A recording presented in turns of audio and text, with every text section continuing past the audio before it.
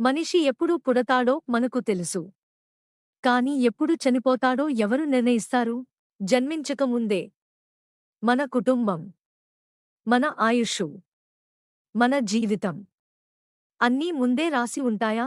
ఈ రోజు గరుడ పురాణం, హిందూ శాస్త్రాల్లో చెప్పబడిన ఒక అద్భుతమైన రహస్యాన్ని తెలుసుకుందాం. పురాణాల ప్రకారం ప్రతి జీవి జీవితం ఈ జన్మతో ప్రారంభం కాదు. ఆత్మ అనేక జన్మల ప్రయాణం చేస్తుందని హిందూ శాస్త్రాలు చెబుతాయి. ఒక జీవి కొత్త జన్మ తీసుకునే ముందు గత జన్మల్లో చేసిన పుణ్యాలు, పాపాలు, కర్మల ఆధారంగా కొన్ని విషయాలు నిర్ణయించబడతాయని విశ్వాసం. అవి: ఎక్కడ జన్మిస్తాడు, ఏ కుటుంబంలో పుడతాడు, ఎలాంటి అవకాశాలు వస్తాయి, ఎలాంటి కష్టాలు ఎదురవుతాయి, ఎంత ఆయుష్షు ఉంటుంది. అయితే ఈ నిర్ణయాలన్నీ తీసుకునేది యమధర్మరాజేనా? చాలామందికి అదే అనిపిస్తుంది. కాని పురాణాలు మరో ఆసక్తికరమైన విషయాన్ని చెబుతున్నాయి. యమధర్మరాజుకు అత్యంత ముఖ్యమైన సహాయకుడు చిత్రగుప్తుడు. పురాణాల ప్రకారం ప్రతి జీవి జన్మించిన క్షణం నుంచే అతని కర్మల ఖాతా ప్రారంభమవుతుంది. మీరు చెప్పిన ప్రతి మాట, చేసిన ప్రతి పని, ఎవరికైనా చేసిన సహాయం, ఎవరినైనా బాధపెట్టిన సందర్భం ఏదీ మిస్ కాకుండా నమోదు చేస్తాడని విశ్వాసం. అందుకే చిత్రగుప్తుడిని దివ్య లెక్కల అధికారి గా వర్ణిస్తారు. కాని ఆ లెక్కలు ఎందుకు? చాలామంది యముడిని భయంకరమైన దేవుడిగా ఊహిస్తారు.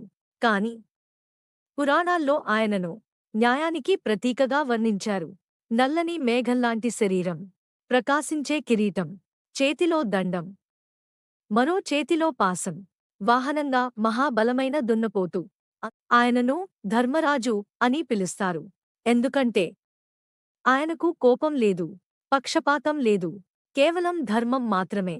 సమయం పూర్తయినప్పుడు యమదూతలు ఆత్మను యమలోకానికి తీసుకువెళ్తారని గరుడ పురాణంలో వర్ణించబడింది. అక్కడ చిత్రగుప్తుడు నమోదు చేసిన కర్మల ఆధారంగా యమధర్మరాజు తీర్పు ఇస్తాడని విశ్వాసం. ఇక్కడే ఒక పెద్ద ప్రశ్న వస్తుంది. అన్నీ ముందే నిర్ణయించబడితే మన కర్మలకు విలువ ఏమిటి? హిందూ ధర్మం చెప్పే సందేశం ఏమిటంటే, జన్మ సమయంలో కొన్ని విషయాలు ప్రారబ్ధ కర్మల వల్ల నిర్ణయించబడతాయని చెబుతారు. అయితే ఈ జన్మలో మనం చేసే మంచి పనులు మన ఆధ్యాత్మిక ప్రయాణాన్ని మరియు భవిష్యత్ జన్మల ఫలితాలను ప్రభావితం చేస్తాయని శాస్త్రాలు వివరిస్తాయి.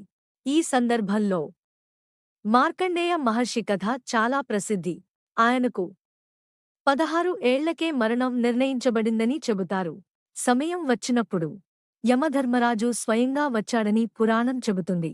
అప్పుడు మార్కండేయుడు శివలింగాన్ని గట్టిగా ఆలింగనం చేసుకుని ఓం నమః శివాయ అని భక్తితో ప్రార్థించాడు. అప్పుడు పరమశివుడు ప్రత్యక్షమై యమధర్మరాజును ఆపి మార్కండేయుడికి చిరంజీవి వరం ఇచ్చాడని పురాణ కథనం. ఈ కథను భక్తి మహిమను తెలియజేసే ఉదాహరణగా చెబుతారు. అందుకే హిందూ శాస్త్రాలు ఒక గొప్ప సందేశాన్ని ఇస్తాయి. మన వెంట వచ్చేది ధనం కాదు, అధికారం కాదు, పేరు కాదు, మన కర్మ మాత్రమే.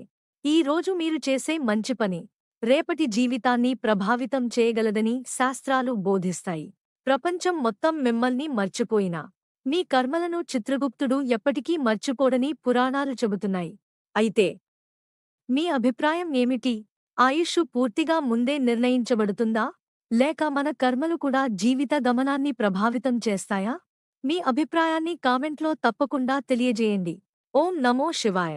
ధర్మో రక్షతి రక్షితః. Like and subscribe for more videos.